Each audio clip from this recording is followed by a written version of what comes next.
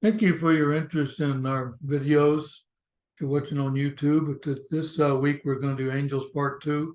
There'll be Part 3 next week. Hopefully you can learn something by each one, and they'll go into a little more detail each time that we investigate another part to the angels. And because angels are actually misunderstood by most of the population. So I think this will be a good lesson. We're the Cyber Church of Christ. You can get a hold of us at any time, but we're happy that you're watching this video. So today's lesson is part 2. Last week, we studied a little bit of a 30,000 foot view of the angels in our part 1.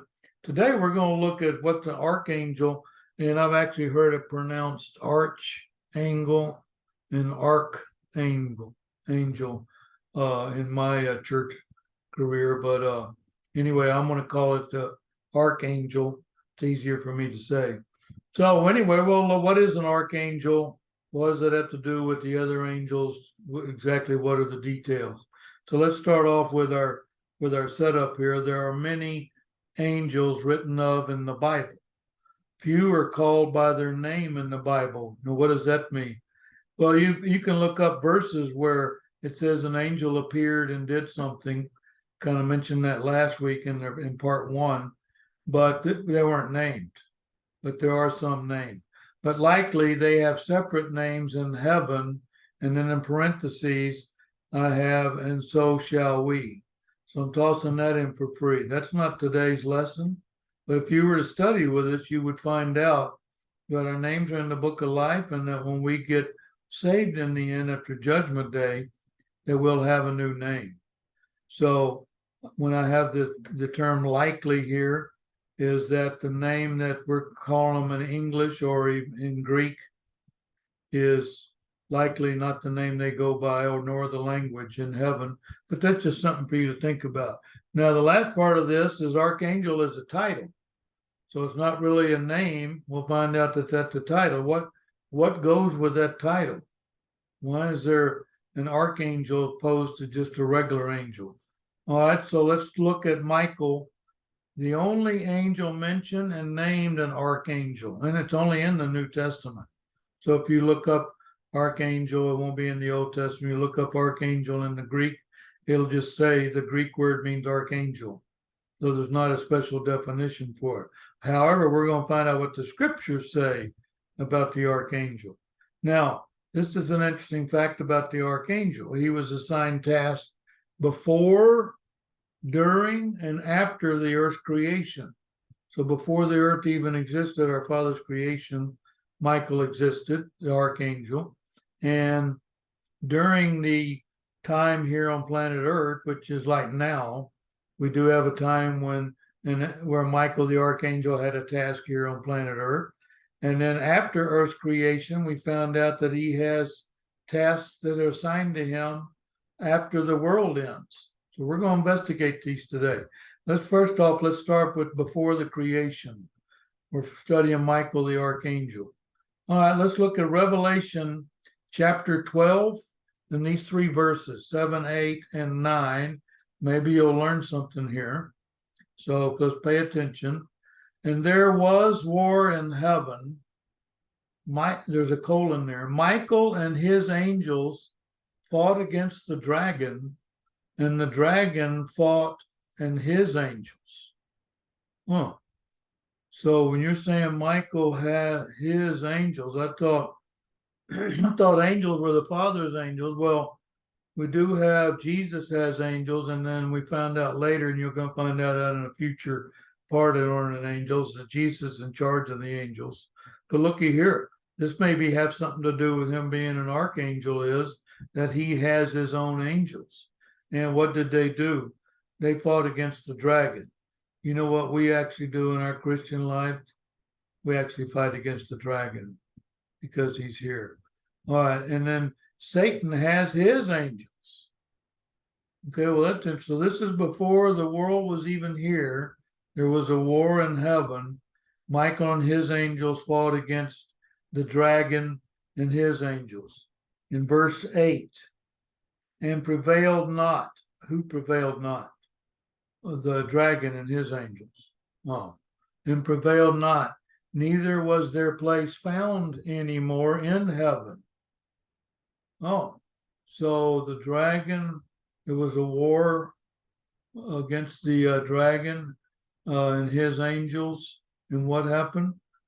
The dragon and his angels lost, and now they lost their place. So it has there, I have bolded there because that's the pronoun for angels. They prevailed not, neither was their place found any more in heaven. Let's look at verse 9. And the great dragon was cast out, that old serpent called the devil and Satan, which deceiveth the whole world. And then there's a colon there. Well, let's stop for a second. I noticed you said great dragon, and that was lowercase, like a descriptor, and old serpent because dragon is the name of something, and serpent is the name of something. Okay, but they're not proper names. Okay, well, he's calling them these names, a dragon and a serpent, but now his proper name is the devil and Satan, which deceiveth the whole world. Well, that's quite a job, but I can see how, because I've seen the world. Deceiveth the whole world. He was cast out into the earth, and his angels were cast out with him. Okay, well, that explains something. So if we were to study angels or study fallen angels, we'd find out this thing right here in Revelation 12. Oh, they had a war. Angels had a war prior to the earth being created. Now, once the world got created, it looks like what? Did you see? He got cast out into the earth. Cast out into the earth. And his angels with him. So whoever you had with these people, these dragon here, you fought with your angels, you know what? Y'all are officially kicked out of your homeland. So that's interesting. All right, so that we find out now that Satan is worked like a, he's a liar, a father of lies, but he seeketh whom he may devour. That's what he does here on planet Earth.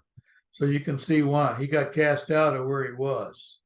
I don't know what he tried to tell those angels to make them turn on God, but I don't want to know.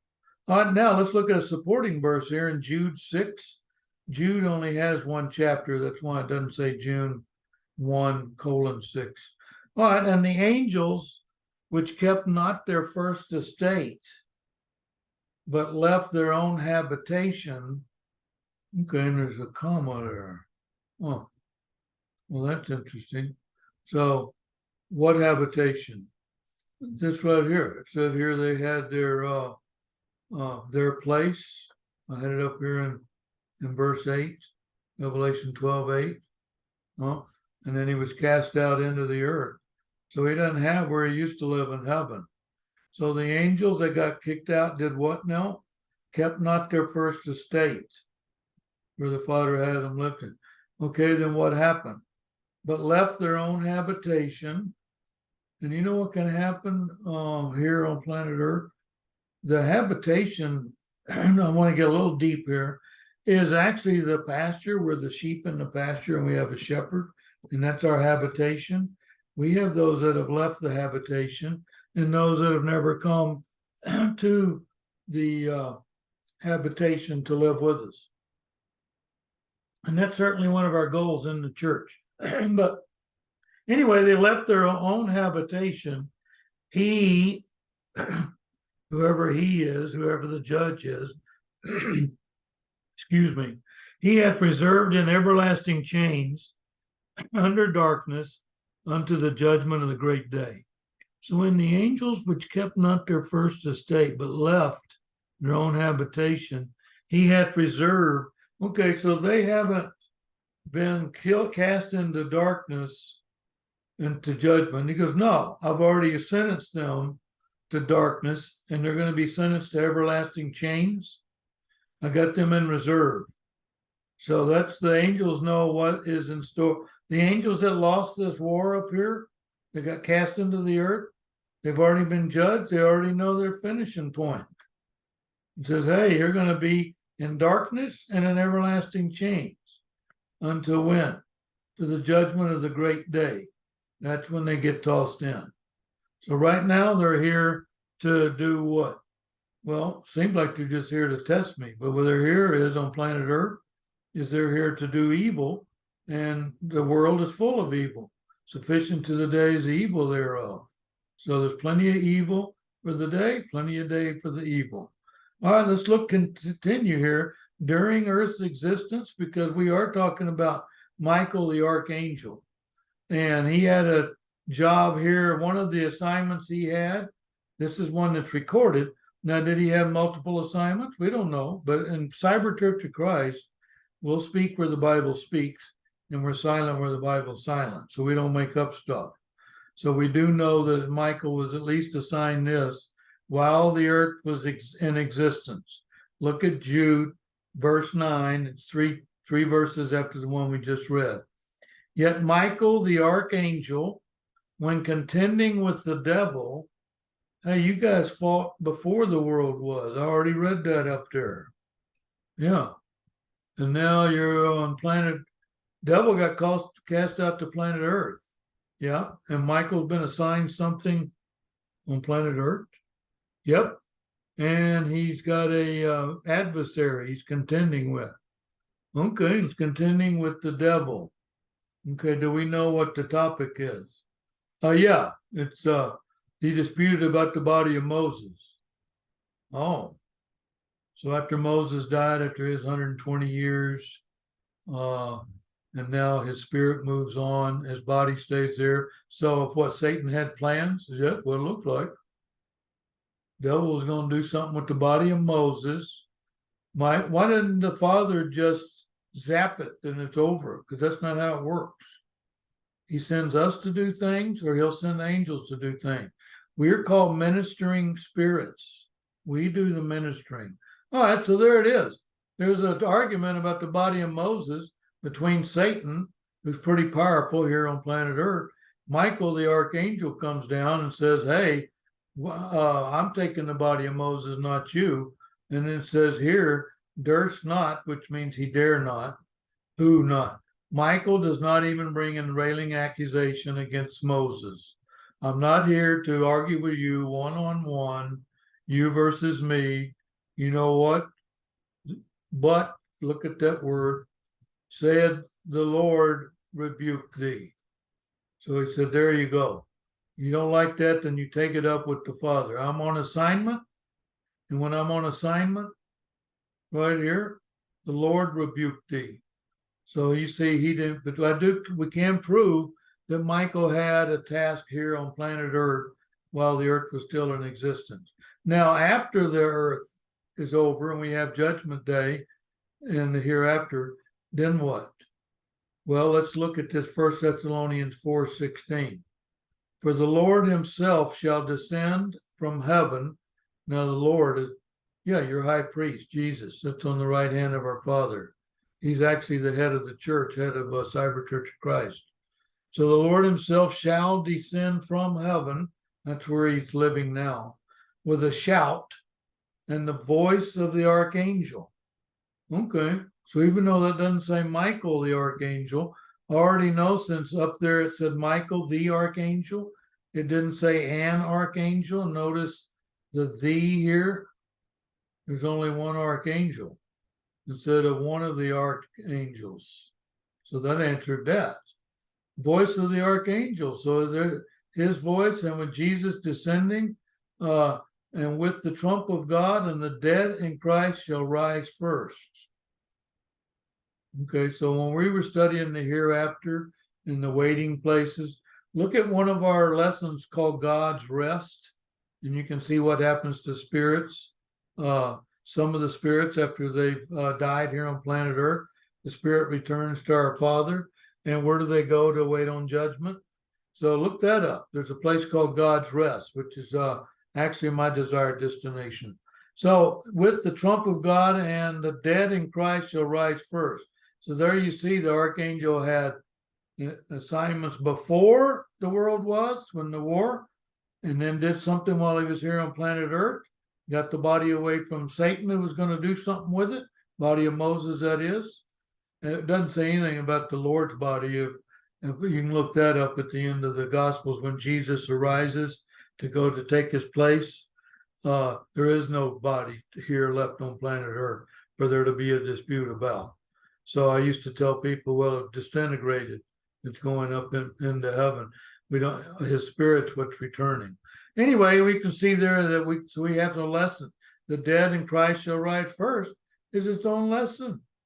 I mean, we could go and say, hey, let's give me a whole sermon on dead in Christ. Would there be a sermon on dead in Christ? Who rises first during the judgment?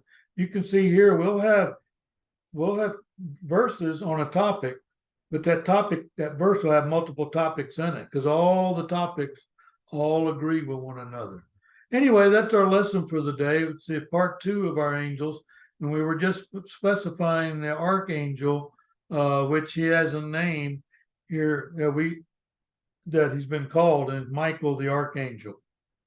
And you can see that he's active and will be active, and we found out last week in our summary that the angels don't sleep, they don't die, okay? So he's still alive, and he's already got an assignment awaiting on him. All they're waiting on, Jesus, the judge, is waiting on the Father to say go, and Michael the Archangel, his voice is ready to go. All he's waiting on is that trump of God, when the trumpet sounds. That's when the end is. And the angel doesn't know the day, and the Lord himself doesn't know the day, but our Father only. Okay, I hope you have a great day and you learned something today. This was Angels Part 2. We'll do Part 3 next week. We're the Cyber Church of Christ. We'd like for you to contact us at any time. Hope you have a great day.